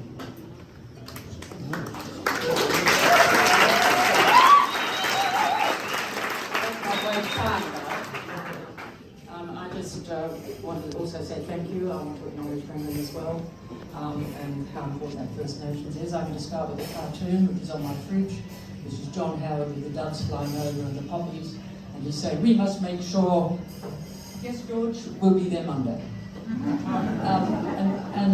What I want to touch upon actually, because I'm a researcher, I know I've spent my whole life researching pathways into improving the health and well-being of populations. And I also am a member of the Association for Prevention of War, Doctors for the Environment, and all of those good things. Anyway, what I want to talk about is trust. And my whole life has been about getting research to make a difference to society. And in the last 15 years, we got some great things up, okay? The last 15 years, I'm increasingly angry, because the kind of research that we've done, which is so good, I'm very modest, it's not me that's done it, has not been taken up by any of the governments in the real sense of what we're about. Little bits around the edges. But in terms of climate change, in terms of children in detention, in terms of GDP as a flawed measure of how society progresses, we are not getting through. And I have some questions about trust. Okay, I know that you're saying the horse is bolted, but we can't stop this now. It's a strategic issue, and I understand that. But look at the recent history of trust in our governments. Are you pleased with that? Robo-debt, PwC, give me all the examples. It's been a disaster. Well, AUKUS we'll get to that. And so I actually wanted to know about how much, trust and transparency. We have very little trust in the political situation at the moment. We are right to do that. We are right to not trust our politicians. And that's even the people that I've been working with. I can't get through to them anymore. People say to me, oh, Afghanistan, you'll be able to get through. No way, because I'm not popular with the messages that I want to give anymore. So how much is this about dollars? We're in a capitalist society that America is absolutely not the democracy that we think it is, or they think it is. The capitalist agenda has destroyed the planet. Okay? How much is this about money? I know so little about this issue. I really am not an expert, I have to say, so I may be speaking out of turn. But how much is this about money going into private American companies and private British companies to make submarines for themselves? I think the idea of making submarines is, that's because I'm not an expert, I think it's ridiculous. But what are these underlying sort of principles is this really about economic and strategic? I'll be very quick, I'm trying to be quicker. Anyway, what is going to be the impact of this? First of all, is this a money-making agenda? And I imagine it would be. America has led the world on that. And look at their foreign policy. I'd hate to think that we were just going to be trusted and be transparent about that. What's the impact of this endeavour on climate change? And because war is unpredictable, how can you be happy that we can predict that suddenly in 30, 40 years' time we'll need this kind of machine? When you look at what's happened in the last 2 years in terms of the wars on the planet, it's not been predictable, really. You might be able to predict it all because you're on that in that place. But I just wanted to know things to answer those questions.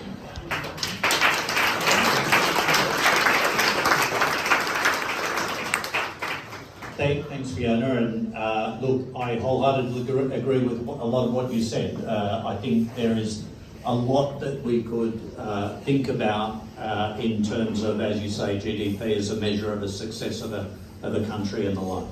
I think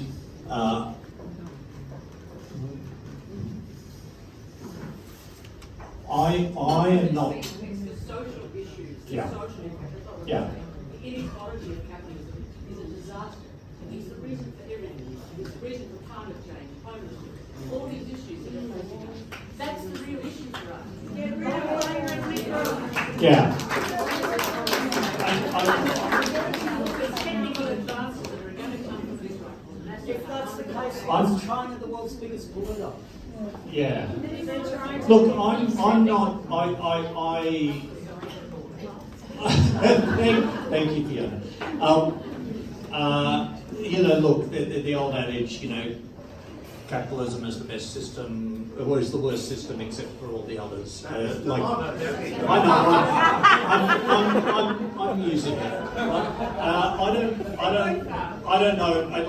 I get how challenging capitalism is and how distorting it can be, and I struggle to identify the alternate system that's working more effectively, frankly. But I think we can be a lot more focused on social issues, and I think we've seen certainly around the world that allowing income inequality in particular and economic opportunity to pass by significant communities in democracies has led actually to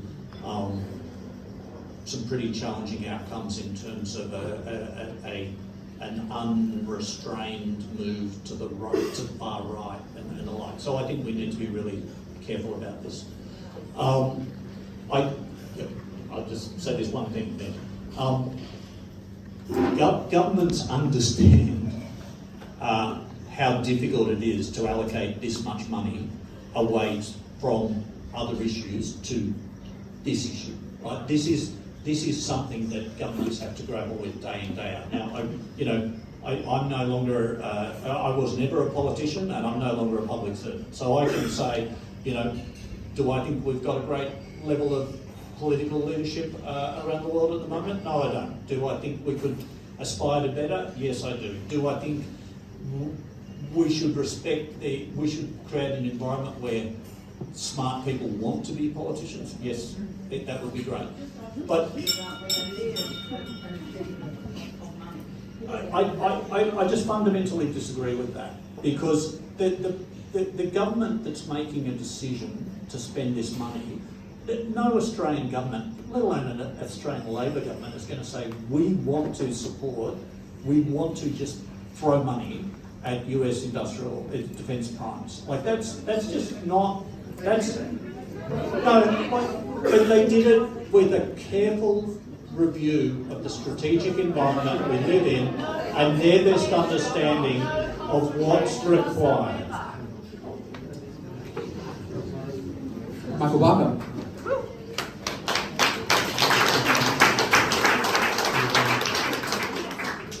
My question is for Paul Mayor as well. I have to say though, before I ask my question, Paul, this is the best dinner party I've been in. No, there's been food. The only thing is there hasn't been much red wine going around. I'm sort of a child of the 60s. I was conscripted. Never worked out, because the Whitlam government was elected, whether I was a pacifist. Through my grandmother, I learned not to trust the United States. That sense just rippled through this room, and all of those people from that period and their kids, I think, are all here tonight. And what's amazed me about this recent debate, when AUKUS was announced, unannounced, was that former Prime Minister Paul Keating, former Foreign Minister Gareth Evans, who people used to talk about him as Gareth Evans, because he wanted to run the United Nations at the Second World War. Both leaders of different sorts in the old Labour Party came out and spoke against AUKUS. Paul, my question to you is, why did you not do that?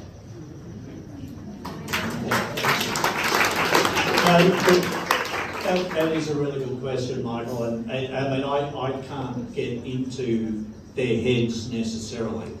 I believe that they are primarily concerned that this deal will not come to fruition, and the Australian taxpayer will waste a lot of money, and it will end up not getting anything from the end of it. I think that's their view. Might it also be because they think we should be dealing with China in a different way? So the comment was, they also think that we should be dealing with China in a different way. And that may be, I think certainly on Paul Keating's part, that's part of it. I don't think so much on Gareth Evans, but I wouldn't want to speak on his behalf.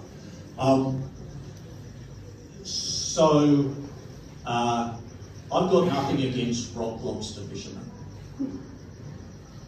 I don't know who has anything against, I mean, let's crayfishermen. I've got nothing against them. I don't know who has anything against them.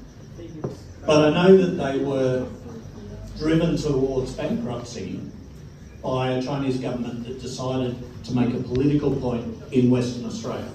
So that's not me. That's not me, that's not the Australian government, that's not the US government. That's a deliberate attempt to change the nature of Australian society by putting pressure on Australian barley farmers, Australian wine producers, and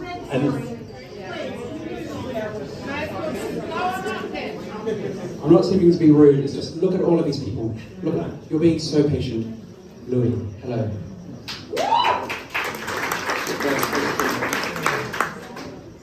That was so far a really interesting evening. I don't think I should even ask a question because I think the questions have been asked and they've been answered. Thank you for the speakers for their input. The thing that I really found rather rich was the talk about transparency and trust. When civil society has to organize the first kind of meeting where civil society can actually talk about this, you know, where is the trust? I don't want to ask the questions that I've already asked, which is to council about the visit to the US, and when will we actually hear about what the outcome is that, you know, in January they say. Right, wonderful. It's a bit like the waste that we just gloss over. I must just also mention that I'm standing here as a member of Voices for Fremantle, but I'm not speaking for Voices for Fremantle, I'm speaking in my personal capacity. And yeah, so really I'm a bit, yeah, I don't have trust in this process.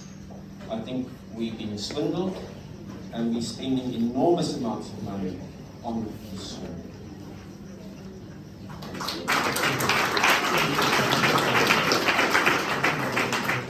With your permission, Louis, I'm going to take that as a statement. Is that okay? As a comment? Paul.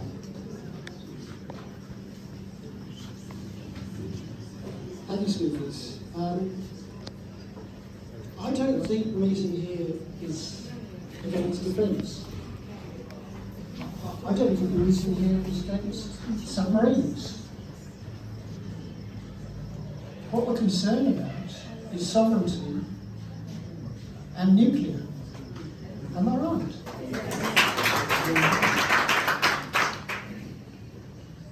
But everything that is delivered to us is either smothered in a mixture of those. So it makes out that we are anti-defence because we're actually anti-nuclear, and that we're anti-Americans because we're interested in our sovereignty. We need to deal with these issues separately, and that's what hasn't happened. And that's led to, then, everybody here having a heck of a lot of mistrust, which started with the decision by Morrison. And now we've been put into a situation where it feels like we're being blackmailed. Paul has said that if we get out of this, you know, it'll be a catastrophe. You know, I feel like I'm being blackmailed. Yet, what I feel is that we can't, that by sticking to this agreement, what we are definitely doing is we are reinforcing our current position of supporting the status quo when it comes to these defence issues. And Paul is saying we can't reverse that. We can't reverse it. We're not allowed to change our mind. Why aren't we allowed to change our mind? Why can't we examine more of that issue of how do we reverse this decision? I mean, Trump is in now. Is he turning things upside down in the States? Of course he is.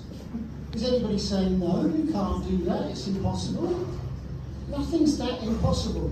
We really need to look at that. So I want you to address the question, why can't we change our mind? Why can't we reverse this? If the issue is about trust, why can't we do this?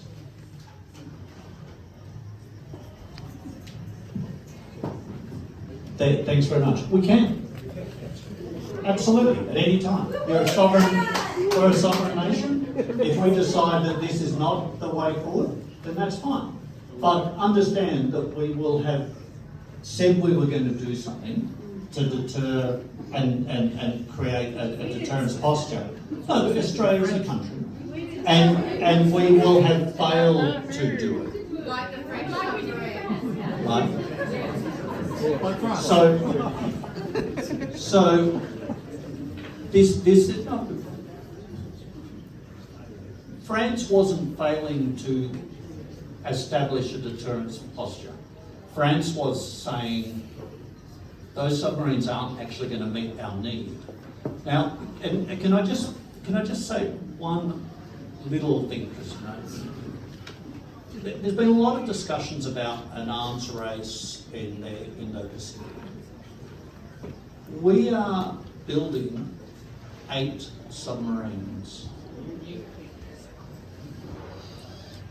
I can't actually remember how many nuclear submarines, nuclear-powered and armed submarines, the Chinese are building in the same time frame. But I can promise you, it is multiples of 8. Right? We are a small country with a very small ADF of 65,000 people. 65,000 people, something like that. You know, a good football crowd in Melbourne. And we try and defend our country and prepare for defending our country using those resources. We are not instigating an arms race in the Indo-Pacific. I'm just sorry, I just don't accept it. Now, can we change our mind? Absolutely. Should the government change? Should we change our mind? My view is no. Now, before I move on to Felicity, the other speakers who've been sitting very patiently, we really appreciate you being here. Phoebe, Hannah, Brendan, would any of you like to say anything at this point? Come on, please speak. He's got to take me to task a bit.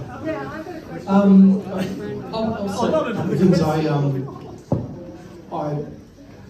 have little knowledge of AUKUS, but I did go and after spending 8 months working in Mongolia, did a master's degree in international studies at Curtin. We had a unit there on defence essentially, and Australia. A couple of things might be relevant is that Australians we see ourselves as similar to a US or a UK, but that's not the way we're seen. I mean, we're equivalent of one middle-sized state in the US. And another thing was that, that I think what was said earlier, that the real politic versus realism is some of what we're talking about tonight. And I know also, one of my major project was on the Australian Free Trade Agreement with the US actually, and we won. We did win on that because we run a deficit with the US. So, but the other thing I would say, and this is something with Noongar politics that I learned, is that you've got to get. I mean, as much as we don't, but definitely, a small population of Australians, we do need someone on our side. And how we do that though is, I think, the most important thing. And we just need to make sure that we do it very carefully. We've got this alliance with the US. We've had it for so long. It would be great if we were in New Zealand and we could say, forget an arms race. We're pulling out. But New Zealand need the US behind them as well. And I feel like we are paying for the bully in the playground.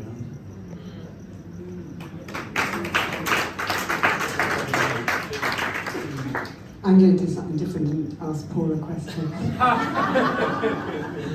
Okay, so two things that you said, and I'm pretty sure it was you who said this. You said that you could have sold this deal to Trump in, I think you said 3 minutes, but it might have been 3 seconds. And you also said about never having lost a negotiation. Is it possible that's because the terms that were being offered were so damn beneficial to the US? No. Well, I don't know what else to say. I've spent 31 years defending Australia's national interest, and I don't think that any of the negotiations I've been in have been detrimental to Australia's national interest. There have been occasions where, there have been very robust discussions about what is and is not acceptable. There have been occasions where we've used creative ambiguity in text to leave the Americans thinking that they won and then only to find out that they hadn't won. You know, there are many, many ways we've done it. It is not. I did not take the job I took and do the career I did to sell Australia out. It's just not what I do it for, and none of my colleagues do it either. No, I get it, but it's sort of implicit, and it's a constant drumbeat, only with regard to the US, that somehow we always fall to the US. It's like, well, I just ask you to think about the possibility that perhaps a professional public service who understands their subject matter deeply and understands Australia's national interest deeply may have the wits about them to win. 100% win rate is statistically not very probable. I have to say that. I'm just going to flag. It's the flag's going to go over. If you've got a babysitter at home or an Uber out the front, let them know.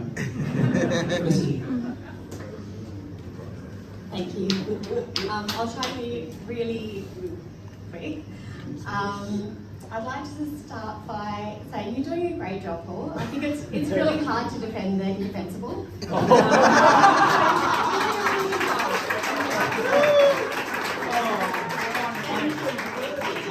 do have a question for Hannah, but I do have a bit of a comment first. So you will get to speak again. I don't think we need AUKUS to have investment into housing and housing density. We don't need AUKUS to have a ferry service. The Labor government have been talking about extending the ferry service, but it doesn't include Fremantle. We don't need AUKUS to have other public transport extended either. So the original MetroNet plan also included coming out to Fremantle. What we need is a Labor government that doesn't take Fremantle for granted. And I am coming back to AUKUS, but I just want to say we don't need AUKUS for those things.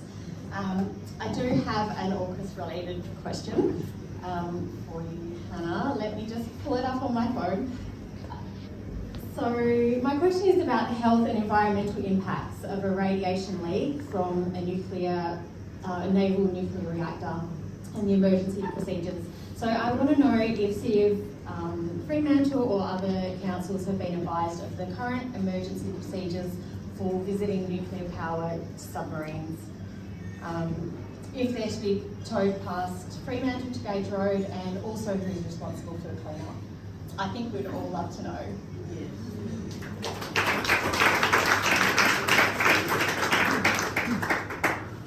I mean, I'm super glad that we've got Matt here to sort of really answer that question, but can I just say, you're absolutely right. So all of those priorities are priorities that Fremantle Council has identified and has been advocating for long before my time, and I've been there since 2016. So, I don't think it's AUKUS or not AUKUS. What I do know is that a large number of people moving to our region exacerbates a whole lot of things that we've already said need solving. So, absolutely. In terms of the safety aspects, I mean, we've obviously been getting access to the same information as everyone else. So through the approvals processes, through our PANZA and their briefings, and again, that's probably another agency that ideally we would have in these kind of rooms to be able to understand how they plan to deal with those things. And the local governments are absolutely engaging through Perth South West Metropolitan Alliance, which is the way that we all come together, in trying to identify more of those environmental impacts. And I agree with you on the cumulative impacts, and actually what would be amazing is if we didn't look at local government boundaries when we look at assessment of impacts, and we actually said, what are the regional sort of, and not just for this, I mean, I think more broadly when we look at all kinds of development, local government boundaries don't actually mean anything to nature. So absolutely agree, we've got work to do, but we probably know about as much as you do at this stage.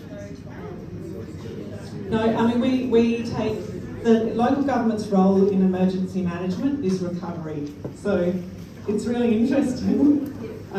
Some people don't even know that's our role. So when you look at things like Cyclone Saroja, everyone comes in for the crisis and then they bugger off and leave it all to local government. So we have a vested interest in understanding what recovery looks like in any kind of emergency management, but we are not an emergency management agency. Thank you.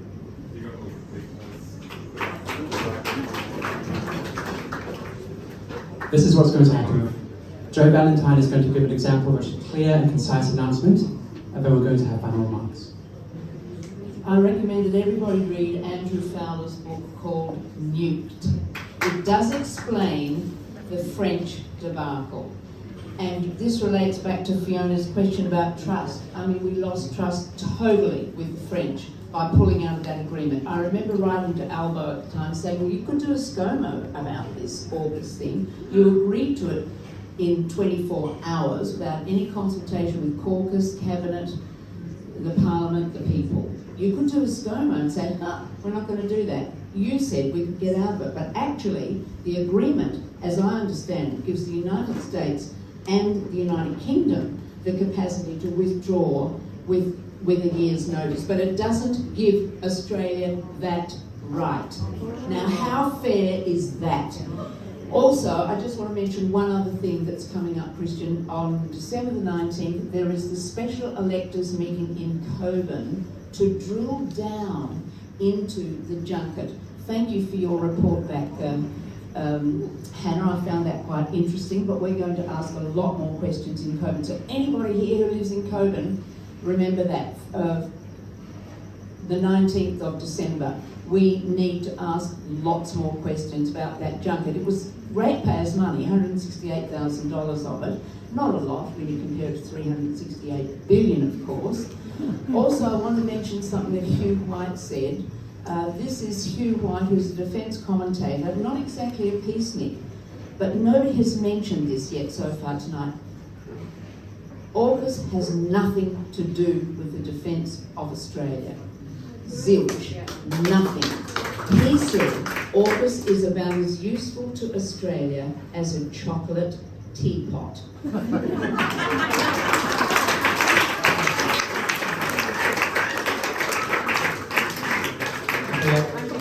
I'd like our speakers to psychologically prepare yourself for your closing comments. But before we get to that, Robert Doves, my role model in irreverence, where are you? Robert, you always get the last question asked. Is there anything you want to say there? No. Good? Okay. We'll start at Phoebe because I think Brendan's just come to the bathroom. Would you like a closing comment? Sure. This is what happens when we go over. Okay. I think what tonight has shown more than anything else is that the situation we're in right now is it's the culmination of the politics of fear. We don't have enemies, and quite honestly, if China had wanted to invade us, they wouldn't have invaded us, they'd have bought us. You know, they have the means, and they've already bought a fair amount of us anyway. What I think the big elephant for me that's just not been addressed at all tonight is the location. Why is this happening in Cockburn Sound? Why? Why is it happening next to hundreds of thousands of people living next to a big industrial area? I'm not even talking about why it's happening, but weapons do not bring peace. We all know that. More weapons bring more wars. But that's my point really, is why is it here? Thank you.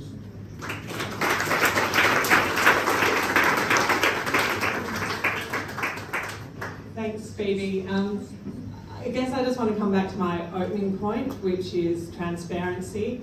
I think a few people's frustration tonight has been born out of the fact that this frustration hasn't been able to be, I guess, manifest in questions and answers earlier on. Like, it does feel kind of late to be having this conversation.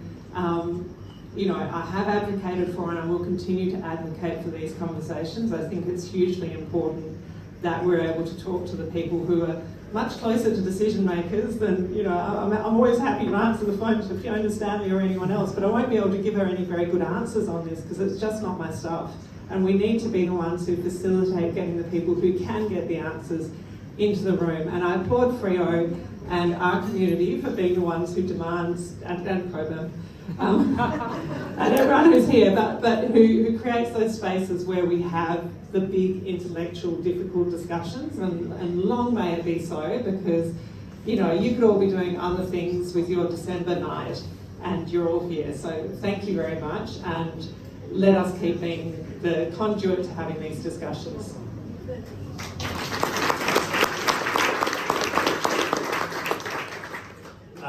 I think I've said enough tonight. Thank you for your forbearance that this has not yet been a transparent enough process. And I think the fact that we were asked to come and perform these, to be here tonight, was an indication that the Australian Submarine Agency and other elements of government understand that that challenge is out there and that we are on a long journey of trust building. There is a question about why in Fremantle, and I just, COVID, sorry. You know, geography. At the end of the day, I mean, I gave the historic analogy of 430 combat missions sailed out of Fremantle in World War II by US, UK and Dutch submarines. This is where you have the best access to control the sea lanes that are important to us. So that's why. And Matt's probably got more sophisticated answer. Deep water. Seriously, deep water is one of the factors which makes us geographically suited to submarines. I have taken a lot out of today. It's been tremendous for me, both personally but also as a representative of the ASA, to understand the local issues. It's been said many times, and I said it myself, trust is important. And it will take time to build trust. I cannot answer, for the previous government in terms of the process. All we can do now is, from where we're at this point in time moving forward, continue to engage as best we can with the information that we have as best we can. I undertook tonight to make sure as best I could to simply give facts, plans and things that we're doing. In no way will I try and influence or issue opinions and change your thoughts. They are your own thoughts. You hold them yourselves. You've got your own ideologies and perceptions of the world. All I can do and all we can do as the ASA is give you information. And we'll continue, and I make a commitment on part of our Director General that we will continue to do that as best we can. And we look forward to future opportunities, whether it's this sort of opportunity or whether it's other town meetings elsewhere. But today I've got a lot of notes, you saw me scribbling, which gives me a hint, and I can take that back as to sort of like the agenda, the things of concern, and we can get as much more information as we can around those. And just go forward from there. So thank you very much.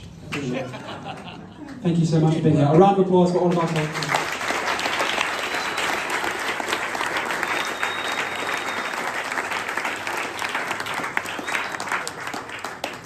Thank you to Dina, to Kimber, to Cassie for helping out this evening. These are the 3 topics we have for next year that people are requesting. Notre Dame, disability access, the election. Please stay tuned. Last thing, put up your hand if you want to start organising community events. All right, it's been a wonderful year. I'll see you on the next. Best wishes.